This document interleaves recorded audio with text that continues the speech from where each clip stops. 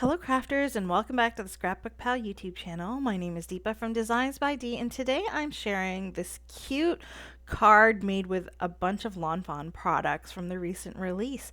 So this card features the winter birds and I absolutely love how cute they look with that garland in the background. So let's take a look at all of the products we're going to be using. These are them here. So as I mentioned, we're using the winter birds stamp set here. You've got all of these cute little birds, a couple branches here, and then all of these cute little pine cones, berries, snowflakes, along with the sentiments. And then I've got the coordinating die to cut all of those out. I've also got the sparkle garland borders here. Now you get a curved border and a straight border and then a bunch of little pieces to kind of dress those up. And then I'm also going to be using the Spiffier Speckled Pattern Paper. Now I love these because they come in such beautiful tones of color. You get foiled ones and then you also get ones that are just plain speckles with just color, and there's just so many different colors in here, and I thought that the blues in here would really go well with those winter birds, so that's what I'm going to be using for my project today. You can just see how beautiful these papers are. So let's go ahead and get started. So as with all Lawn Fawn sets, or most of them, the stamp sets have all of these cute little images, so I'm just going to grab the ones that I want. For sure, I'm going to stamp out all of the little birds here. You can see you've got some flying birds, you've got a few that are perched there, and then you've got two little cute ones with a little nest. I had to cut those. I'm sorry, I had to stamp those out. So I've got all those images on my cardstock there. I've just got an A2 size piece of white cardstock and I've stuck it in my stamp wheel. I'm using some Memento Tuxedo Black, which is a Copic safe ink because we will be doing a bunch of coloring, and I'll stamp those out. You can see that I do all of my Copic coloring on my stamp wheel. And the reason for this is that the paper, it sticks so nicely to that mat. It gives you a bit of space so that, I'm not gonna kind of get my markers all over my panel, which sometimes happens. And I like coloring like this. I try it. I definitely do recommend giving it a try. Just stamp out your images and leave it on the stamp wheel. So I didn't remove it at all, and I'm just coloring them in, and you can see that it colors in so nicely, and you can move the stamp wheel around kind of like it's a palette. Like if you're watercoloring, it really comes in handy. It's just a new way to color. I really like it and definitely recommend it. Now all of the colors that I'm using are listed in the top left corner. You'll see them for each bit that I'm coloring in. If you're not interested in coloring, do skip forward to about in between 5 and 6 minutes, and then you can see more of the cutting and assembly. So I've sped up my coloring here. I'm not doing anything too crazy. I'm just basically adding my darker color, my lightest color, and then blending it in between, and maybe I'll go back to the darkest to add a bit of detail, especially in the feathers and things like that. I'm coloring in those two little chicks a little more of a yellowish color, along with the mama bird here, and then the flying bird, which is I'm going to dedicate that bird as maybe the father or the other parent, whether he be male or female. And then for the little birds with the scarves, I did color their scarves in red and blue because that's kind of going with my color scheme here. And their feathers are going to be more gray to give it more of a toned down kind of base there, so the colors of the scarves stand out a little more. And after I'm done coloring all of these cute little birds, then all that's left is the little berries. I've got the little berry branch there, so I'll do those in red. And then I've also got the pine cones. Those will be in a bunch of brown, same with the nest.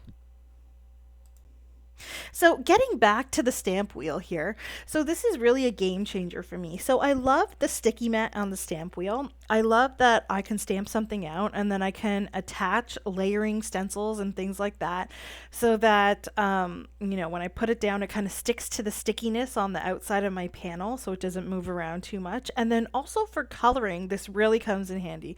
I love that I get the extra space around my panel, so I have some room there while I'm coloring between my hand and the panel and my markers. And this is also actually, I never really thought about it. I haven't tried it, but it is an idea. You could take the stamp wheel on the go with you.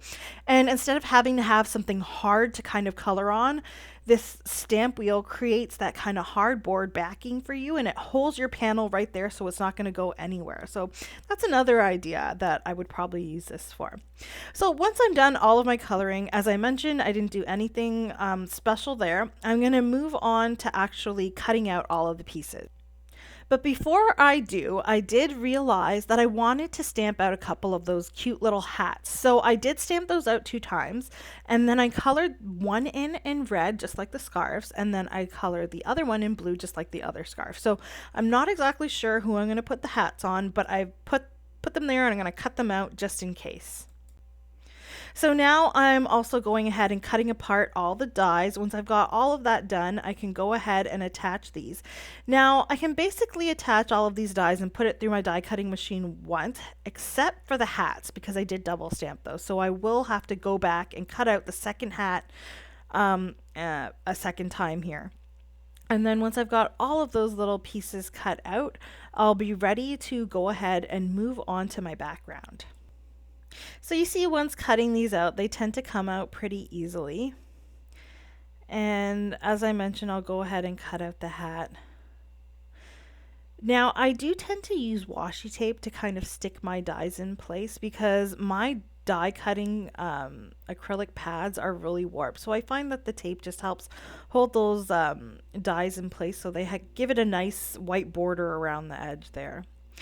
So one more thing I forgot to do was to stamp out these green branches. So I'm stamping them out in some Pinkfresh Studio Evergreen ink, and then I'll also cut those out as well because I figure these will come in handy to kind of tuck in here and there, maybe around the sentiment or around the nest, to kind of just dress up the card a little bit more and give it more of that festive look. So I've just cut out one here, but I will go ahead and cut the rest out off screen. So they're all my little pieces. I do kind of sweep them into a little plate and put them to the side so I don't lose them. I've got the Sparkle Garland borders here, and I'll just cut those apart. Now, as I mentioned, I can use the straight one or I can use the curved one. Now, I'm interested in the curved one. I'm going to go ahead and cut that out 4 times from some gold mirror cardstock. And you can see that there is a detail die there that cuts out more of those little sparkle bits, so you could dress your garland up a little bit more, but I'm just going to keep them as is for this card because they're already in that gold mirror cardstock. Now I'm grabbing my sentiment. I'm using the Seasons Tweetings, and I've attached that to my acrylic block. I'm just going to heat emboss this on some nice bright red cardstock, and I'll heat emboss it with some white embossing powder and some VersaMark ink. So I did use my anti-static powder tool here. I don't want any strays on the red cardstock. And that's nice and melted to the paper. So another thing I want to do is add a sub-sentiment. So there's all of these smaller sentiments, and one of them says "from our flock," which I thought was really cute since I put all of those little birds on my card. So I'm adding my anti-static powder tool to a brown piece of cardstock, and I'm going to heat emboss this sub-sentiment with some white embossing powder again. And then I want to do something a little fun. So I thought that this sub-sentiment would look really cute if it was inside that larger log stamp. So let's go ahead and try this.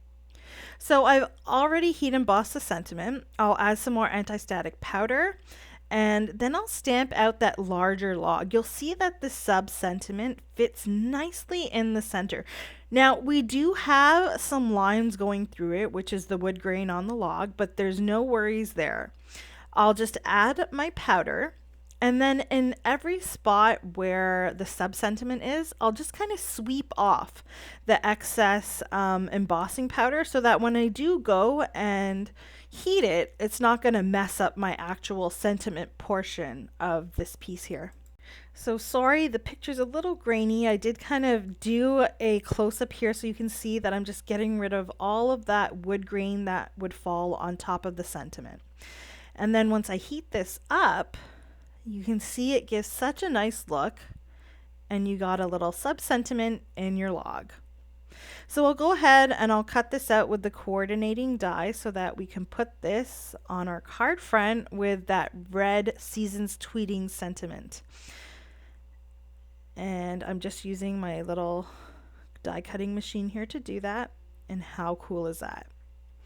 So for my background, I'm going to be using the lighter blue foil speckled paper here from the pad. You'll notice that there's a lighter blue and a darker blue, which was what I showed you there. I'm using the lighter blue. And I have cut the panel down to a little bit smaller than A2 size, so it's 4 inches by 5 1/4. Now I'm going to go ahead and add those gold mirror cardstock garlands. So as I add these garlands, I'm going to basically be planning out where my little birds are going to sit. So when I saw the garlands, I thought I really want to have these birds kind of, just sitting on these garlands, kind of like they would do on telephone wires outside. I thought that it would just look really cute. And it's different. So I'm going to go ahead and kind of have them swooping and then kind of touching at one edge and then swooping to the next and then touching at the next edge and just going back and forth. So it kind of draws your eye through the card and down towards the sentiment. I've gone ahead and I've placed that one little bird at the top. I've got like the 2 little chicks with the nest and the little mama bird there. Now I've got the 2 other birds at the bottom. I think I want to place them there. I'm not 100% sure. But I want that flying bird to be in there as well. So I'm just kind of figuring out where I want everything to go. Then I'm going to still add that bottom garland, even though it's going to end up being covered up by the sentiment. It's still part of the background there. And now what I can do, now that I have kind of like a plan of where I want everything to go, is I can just grab my foam adhesive, which I find is the best for this. It creates a bit of dimension, and I like that it kind of pushes your image off the page. It makes it pop a little more and stand in the foreground. Anytime that I can add foam to a card and create more dimension, I love doing it. So you'll see I added some foam behind the season's tweetings and the From Our Flock log. So that sticks right off the page at the bottom there and looks gorgeous. And now I'm just going to use some foam squares to kind of get all these little birds on there as well. Now I did add just plain glue for a couple of the images just to create a bit of variation in the dimension. And I think mainly because that little chick that's going to go in that nest, it's going to be hard to get it back there without, gluing the bird on first. So I went ahead and added the nest, and then I glued the little chick in there with my liquid glue. And then I'll go ahead and add all of the rest of the flock in the same way. And then I'm going to come to a point where I have all of my little extra bits. So I have the pine cones left, the little the berries, those branches that we stamped out, and then I've also got those 2 little hats. Now I'm gonna end up only using one of those hats, and the main reason why is you see the little bird at the top. It has this cute little spike coming out of the top, and I really like that, and I didn't want to cover it up with a hat, so I went ahead and just used one hat on this one bird that's kind of sitting forward here. And all I did was I added a little bit of foam that's behind the top of the head with a little bit of it sticking out of the top, and then I just attached the hat on top. Now you can see here I'm kind of playing with the hat, and I don't really think it should go on those yellowish birds, but I couldn't cover up that little spike. I thought it was cute. I had to keep it there. So I will put that hat aside for another project. And then I'm just going to go ahead and add all of those little branches and the extra little bits to kind of make this card more festive and dress it up. Now you'll see that the majority of them I put around the sentiment there at the bottom because we do have a lot going on at the top. We have all those little birds. So I thought that just adding this coming out of the sentiment strips at the bottom would be more appropriate. So we've got a lot of green going on with the branches, and then we've got some brown with the pine cones and red with those berries. Now I know that Lawn Fawn, they also have like a birdhouse that you could use with these guys.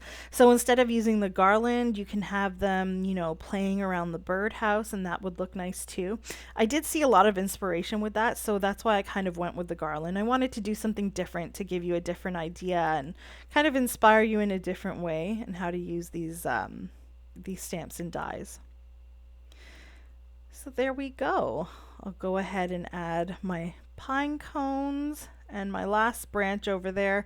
I did end up using all of them. I ended up cutting 5 branches, and I thought that the majority of them looked best on the sentiment. Now for my embellishments, I've got some Pinkfresh Studio Iridescent drops. We have enough shine going on here. I've got this foil in the background. I've got the mirror cardstock for the garland, but I did add some of these to kind of simulate a bit more snow, like snow that would be falling and kind of glistening, and I thought that it just looked really nice.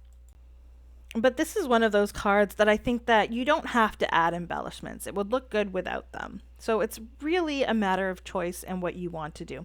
Now, when I add embellishments, I always add an uneven number just because it's more aesthetically pleasing. And I mean, again, that's completely up to you and for the look you're going. So there is my card. So that is the Lawn Fawn Winter Birds, and I hope that this card has inspired you today. Don't forget to like and subscribe to the Scrapbook Pal channel, and everything that has been used today in this video is linked in the description below, so don't forget to check that out. I hope you guys have a great day, and I'll see you again next time. Bye.